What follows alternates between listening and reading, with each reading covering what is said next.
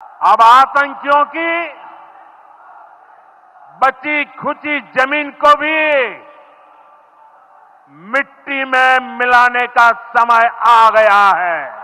आतंकियों को मिट्टी में मिलाने का समय आ चुका है। जी हां, सही सुन रहे हैं आप, आतंकियों को मिट्टी में मिलाया जाएगा, क्योंकि अब वो समय नहीं है कि किसी भी तरह का समझौता यहां पर हो सके। पानी सर से ऊपर जा चुका है। ये सारी बातें प्रधानमंत्री नरेंद्र मोदी खुद कहते हुए नजर आए बिहार में एक रैली के दौरान। उन्होंने साफ कड़े संदेश में कह दिया है कि अब ऐसी कोई स्थिति नहीं है कि समझौता किया जाएगा या किसे माफ किया जाएगा। जिस तरह से एक एक को खून मौत के घाट यहां पर उतारा है, बेकसूरों का खून कर दिया गया, उसका बदला जरूर लिया जाएगा। हमारे साथ अंकुर भी जुड़े हुए हैं, उनसे भी जानेंगे आखिर इतने बड़े बयान के मायने क्या हैं। एक एक को चुनकर मारा जाएगा, बिल्कुल भी किसी भी समझौते की स्थिति में अब भारत नहीं है। देखिए, जो बयान है प्रधानमंत्री जी का वो ये है कि उन्होंने जो बोला, मैं पहले उसको exact word to word quote करना चाहूँगा। मैं बहुत स्पष्ट शब्दों में कहना चाहता हूं कि इन आतंकियों को और इनके हमले की साजिश रचने वालों को उनकी कल्पना से बड़ी सज़ा मिलेगी।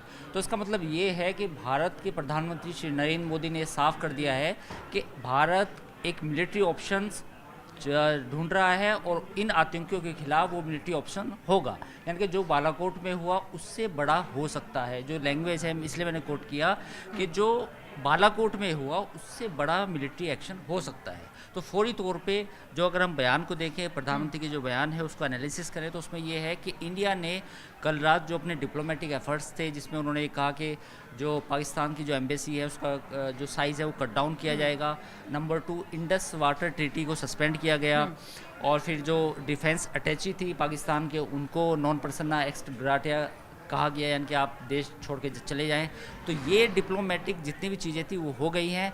अब जो लास्ट ऑप्शन बचता है वो मिलिट्री ऑपरेशन है, यानी कि मिलिट्री स्ट्राइक है। तो उस कहीं ना कहीं ये बयान उसकी तरफ इशारा करता है। तो अब देखना होगा कि आने वाले दिनों में, एक हफ्ते में, 2 हफ्ते में, या जब भी भारत किस तरह से रेस्पॉन्ड करता है।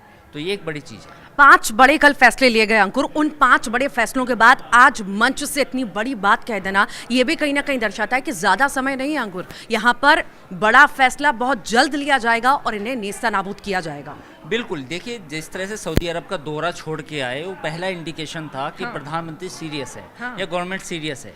फिर दूसरी तरफ ये हुआ कि अमित शाह खुद वहाँ पे होके आए, गृह मंत्री, उन्होंने सिचुएशन को मॉनिटर करा। फिर कल शाम को सीसीएस की बैठक होती है और उसमें ये फैसला किया जाता है कि अब वो समय आ गया है कि शायद अब पाकिस्तान के खिलाफ कुछ और हार्ड स्टेप लिए जाएं। तो पहले जो कल रात 5 बड़े फैसले लिए गए, उसमें साफ तौर पे जाहिर कर दिया गया कि इंडस वाटर ट्रीटी को सस्पेंड कर दिया गया। देखिए, मैं आपको बताना चाहूँगा कि भारत और पाकिस्तान के बीच में 4 बड़ी जंगें हो चुकी हैं, 4 बड़े युद्ध हो चुके हैं। इन तमाम युद्धों के बावजूद 1960 में जब इंडस वाटर ट्रीटी दोनों के बीच में हुई थी, उसको कभी भी चेंज नहीं किया गया। मतलब उसके जो स्टेटस था, उस स्टेटस को रखा गया, उसमें प्रॉब्लम नहीं आई। लेकिन ये जो आतंकी हमला हुआ, इस आतंकी हमले के बाद ये पहला मौका है जब भारत ने इंडस वाटर ट्रीटी को लेकर को सस्पेंड किया। यहाँ पर मैं आपको रोक रही हूँ। एक्सपर्ट्स ये भी कहते हैं कि कई बार इसके लिए गुजारिश भी की गई और कोशिशें भी की गई कि यहाँ पर रोक लगाई जाए, क्योंकि कायराना करतूत हमने देखी है ना अंकुर के, कितनी बार वो बार बार दिखाते आए हैं। तो कोशिशें करने के प्रयास भी किए गए, पर इस पर रोक नहीं लगाई गई कि ठीक है, जैसा चल रहा है चलने दीजिए।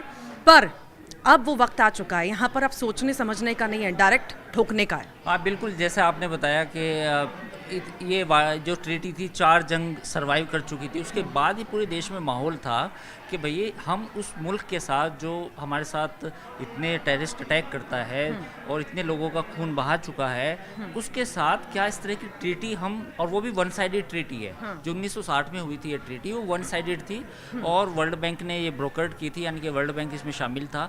तो अब ये वक्त आ गया कि भाई इस ट्रीटी को बंद किया जाए। लेकिन अब इसमें से बड़ी चीज़ है कि जो डिप्लोमेटिक सैंक्शंस होने थे, जो डिप्लोमेटिक स्टेप्स थे, वो ख़त्म हो चुके हैं।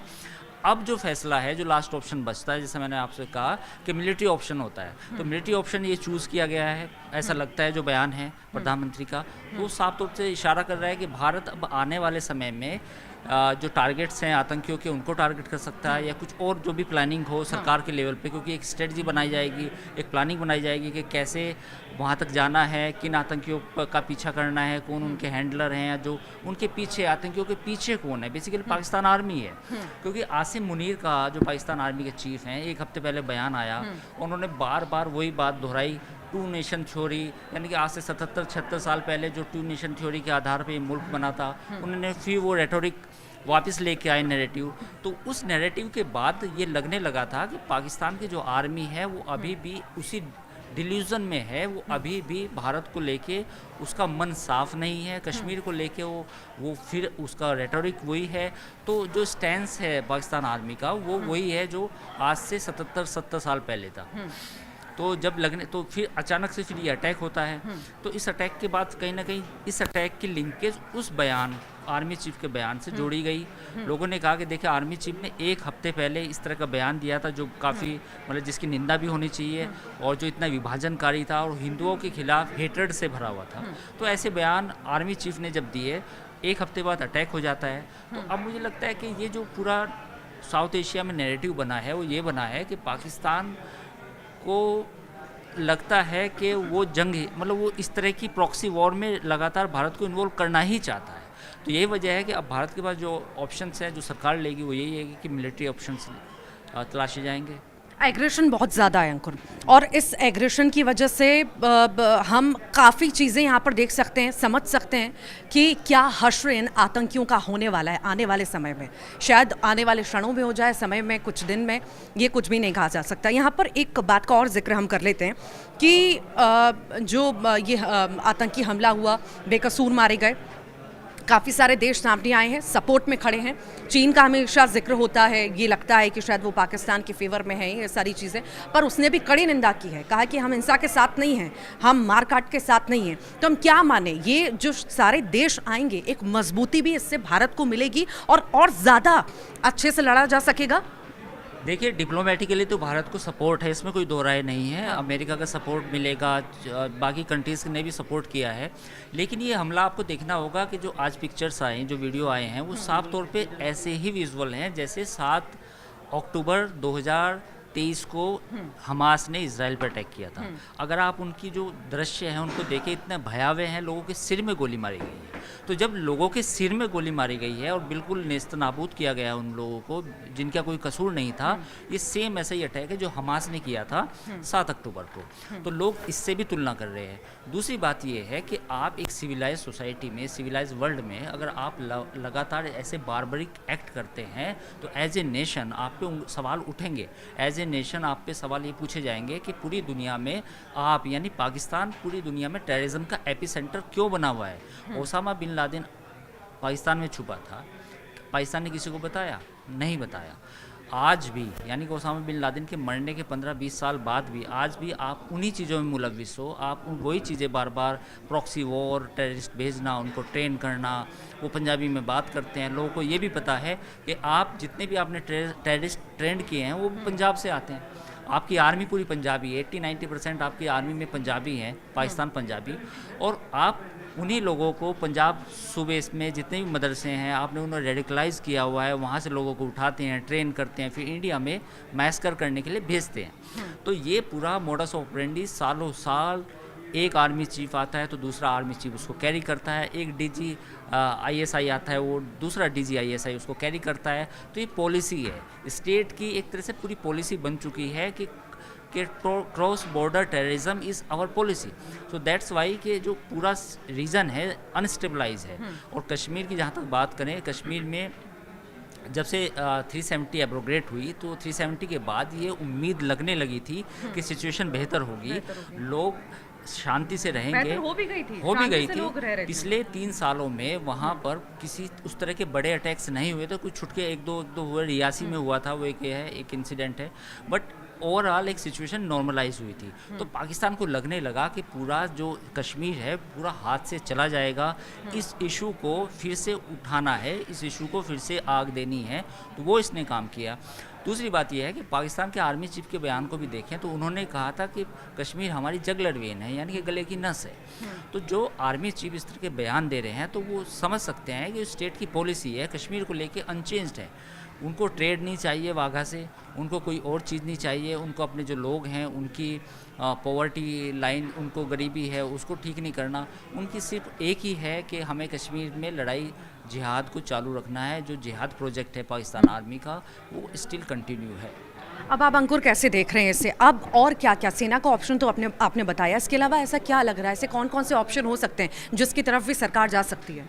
देखिए, एक मिलिट्री ऑप्शन हो सकता है, एक लिमिटेड मिलिट्री ऑप्शन हो सकता है। वो क्या हो सकता है? वो ये हो सकता है कि क्रॉस बॉर्डर जो इस बार पीओके में जो बालाकोट से थोड़े से और डीप इनसाइड में जहाँ पे ये आतंकियों के कैंप है वहाँ पे अटैक हो सकता है। दूसरी बात ये भी पॉसिबिलिटी है, मैं इस बात से डिनाई नहीं कर रहा, हो सकता है हालांकि ये तो सरकार तय करेगी, बट मेरा अजम्पशन ये है कि इस बार जो पीओके पाकिस्तान ऑक्यूपाइड कश्मीर या गुलाम कश्मीर हम कहें, उस कश्मीर से पंजाब के जो लगे हुए इलाके हैं, पंजाब प्रोविंस के जो पाकिस्तान पंजाब प्रोविंस के इलाके हैं, वहाँ पे भी काफ़ी मदरसे हैं। तो वहाँ पे भी टेररिस्ट की ट्रेनिंग होती है। बेसिकली ये जितने भी टेररिस्ट ट्रेनिंग देने वाले होते हैं इसमें ज़्यादातर पंजाबी मौलवी होते हैं। तो ये पंजाबी मुल्ला मौलवी का एक नेक्सस होता है जो कश्मीर के कुछ लोगों को उठाते हैं पीओके से, और उसमें कुछ पंजाब के जो रूरल पंजाब के लोग हैं उनको भी ट्रेनिंग देते हैं। तो उस इलाके पे भी स्ट्राइक हो सकती है, ये एक ऑप्शन है। और दूसरा ऑप्शन ये है कि इस बार शायद, जो मेरा अपना पर्सनल एनालिसिस है, कि इस बार शायद भारत जो नेवी इंडियन नेवी है उसका भी इस्तेमाल करेगी, ताकि कराची से जो दूसरे देशों को एक्सपोर्ट जाता है पाकिस्तान का, वो भी ब्लॉक किया जा सकता है जब ये चीज़ें होंगी।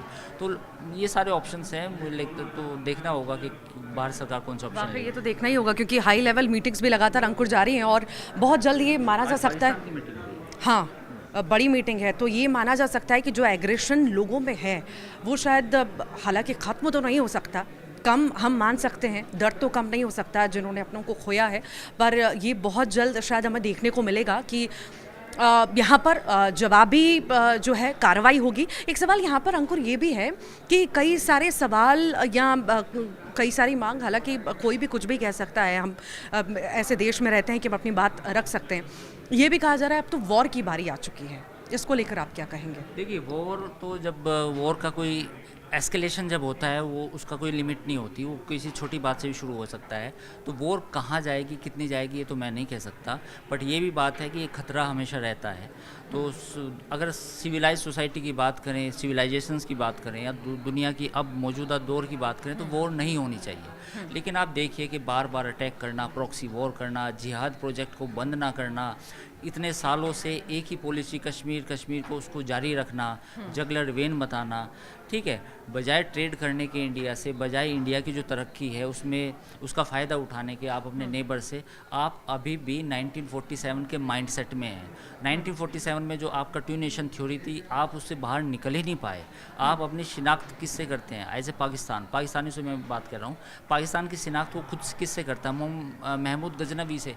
वो आज भी वो उसी जो उनकी रेटोरिक है उसी पे कायम है। तो ऐसे मुल्क के साथ कई बार लड़ाई मजबूरी भी हो जाती है ऐसे, क्योंकि अब देखिए ना, अभी जो सिचुएशन एस्केलेट हुई है इसमें भारत का क्या कसूर है? निर्दोष लोग जो मारे वो आपने मारे, आपने आतंकी भेजे, आपने ट्रेन किया, उनको बताया एक एक चीज़। अब जो बातें आ रही हैं कि उनके सर पे कैमरा भी लगा था, तो someone sitting in the Pakistan is also watching कि ये मैस्कर कैसे हो रहा है। तो उनके हैंडलर्स थे, वो हैंडलर्स कौन थे? पाकिस्तान आर्मी के बगैर ये हो ही नहीं सकता। एक लोकल कश्मीरी के पास इतना दिमाग नहीं हो सकता कि वो इस तरह के मैस्कर को कर सके। दूसरी बात आप ये समझिए कि उन्होंने औरतों बच्चों को क्यों नहीं मारा? औरतों अगर बच्चों को मारते तो ये बिल्कुल सेम कॉपी अटैक हो जाता हमास का, फिर इनके पास बचने की कोई जगह ना होती। तो इसलिए उन्होंने सोचा कि चलो मजहब पूछ लेते हैं, उतना नहीं जाते, मजहब पूछ लेते हैं। इसलिए उन्होंने मजहब पूछ के लोगों को गोली मारी। अगर ये औरतों और बच्चों को मारते तो फिर दुनिया में ज़्यादा इनको as a Pakistan, as a nation, फिर आइसोलेशन ज़्यादा बड़ा होता। दुनिया का जवाब भी देना पड़ता कि भैया आपने औरतें बच्चे तक नहीं छोड़े, अब आप इसकी जहनियत का अंदाज़ा लगाइए कि जब भी कोई टेररिस्ट ऑर्गेनाइजेशन होता है, कोई ऑर्गेनाइजेशन होता है, अगर वो औरतें, बच्चे, आदमियों को जिनका कोई कसूर नहीं है उनको भी मारने लगे, तो फिर आप सोचिए कि ये तो बैटल एक कोई कॉज थोड़ी रह जाता, ये तो बर्बरता है, ये तो मानवता के खिलाफ, आप पूरी इंसानियत के खिलाफ एक बर्बर हो गया। आपका दिमाग और जहन बिल्कुल ख़राब हो चुके हैं, उसमें कोई सेंस नहीं है। आप बिल्कुल गोली चला रहे हैं, आपको यही नहीं पता कि मैं मार किसे रहा हूँ, तो ये तो बर्बरता है। ब्रेन तो वॉश हो चुका है ना, कायरता है। कायर कुछ भी कहे, दिमाग ही नहीं है, जहन ही नहीं है, सोचने समझने की क्षमता ही नहीं है कि आप कर क्या रहे हैं। आपका अगर किससे लड़ाई है तो वो एक लेवल पे होगी ना कि मुझे ये टारगेट है, मैं इस मिलिट्री को टारगेट करूँगा, मैं गवर्नमेंट को टारगेट करूँगा, गवर्नमेंट एस्टेब्लिशमेंट को टारगेट करूँगा। लेकिन आप जो नॉर्मल बच्चे हैं उनको मार रहे, तो आपकी जहन ख़राब हो चुका है, आपके दिमाग में भर दिया गया है, कट्टरता भर दी गई है, आपके दिमाग में नफ़रत भर दी गई है हिंदुओं के खिलाफ या किसी और धर्म के खिलाफ। तो ये सारी चीज़ें हैं। तो अब कई बार जो आपने सवाल पूछा कि युद्ध का और क्या है, तो युद्ध कई बार ज़रूरी भी हो जाते हैं। तो देखना होगा ये जो एस्केलेशन है कितना होगा, कितना बड़ा होगा, कहाँ तक होगा, बाद में मीडिएशन हो ना हो, ये बात भी दुरुस्त है कि दोनों न्यूक्लियर कंट्री है, बट क्या करेंगे जब आपके घर में आके कोई निहत्थे लोगों को मार रहा है, तो आपका फ़र्ज़ बनता है कि आप अपनी हिफाजत करें।